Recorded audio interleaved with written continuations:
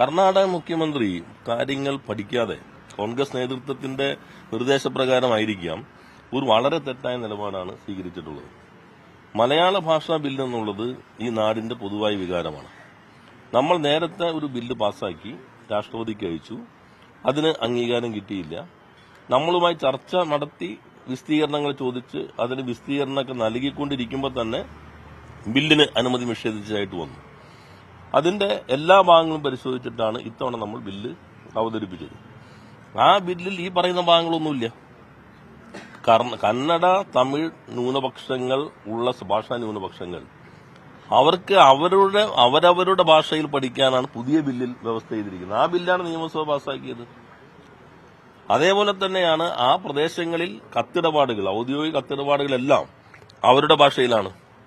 അപ്പോൾ പഴയ ബില്ല് നോക്കിയിട്ടാണ് കർണാടക മുഖ്യമന്ത്രിയുടെ അഭിപ്രായ പ്രകടനം.